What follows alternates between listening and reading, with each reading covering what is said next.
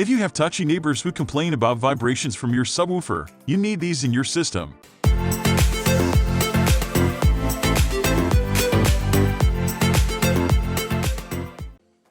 I love bass, always have, always will.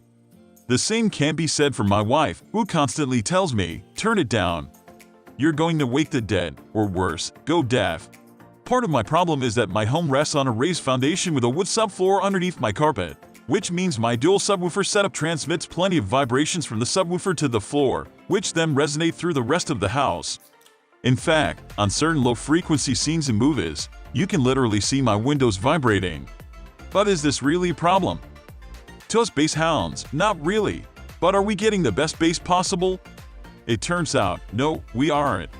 When subwoofers are pounding away, they create a lot of mechanical energy that has to go somewhere. When they are in contact with your floor, that energy transmits directly into the substrate. If the sub is on concrete, this isn't an issue because the concrete is solid and dense. That's not the case with a wood subfloor. It absorbs that energy and creates floor resonance, which in turn can cause a whine, buzz or rattle in the room, which can lead to complaints from significant others or worse, neighbors in adjoining spaces. In my particular room, this was made apparent by the fact that my fireplace sensor was noisy as all get out, so I was a prime candidate for the SVS SoundPath Subwoofer isolation system. The kit is made up of screw-on replacement feet that swap in for your sub's existing supports. They are described as elastomer isolation feet, essentially rubber or rubber-like compound, and come in sets of 4, $50 or 6, $70. Multiple sets of screws are included with the feet to accommodate numerous install situations in subwoofer brands, and the feet can be installed in less than 10 minutes. SVS was kind enough to send me 2 boxes to install on my SVS PC Ultra cylinder sub as well as on an HSU VTF15HMK2. Once installed, I fired up my system and ran a quick calibration to see how they affected the subwoofer volume. It turns out that I needed to bump the volume 2 decibels in each sub versus the volume without the feet.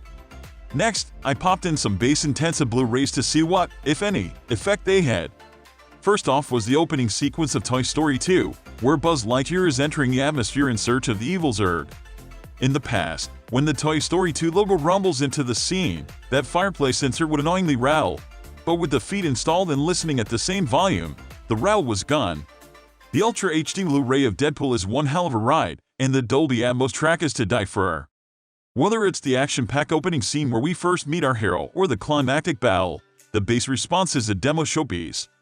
While I rarely listen at reference level, it's bad for your ears. I couldn't resist doing so when I was alone in the house, and what an audio treat it was.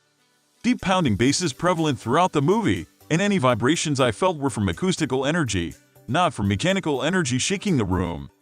Through much experimentation, I discovered that I could actually increase the overall volume by 7 dB without having my wife complain that it was too loud. It turns out that she connected the room vibrations with loudness. So not only do I get to listen to movies the way I really want them, she thinks she's getting her way. Now that's a win-win. At $50, or $100 in my case, this subwoofer isolation system is a true bargain. If you live in an apartment or condo, your neighbors will definitely appreciate the investment as well, since the vibrations from your sub may be causing some angst. If you've spent your hard-earned cash on a subwoofer, you want to listen to it at its full potential. And if the buzz and rattles in the room are frustrating you or worse, your neighbors, this definitely is an answer to your problem. Highly recommended.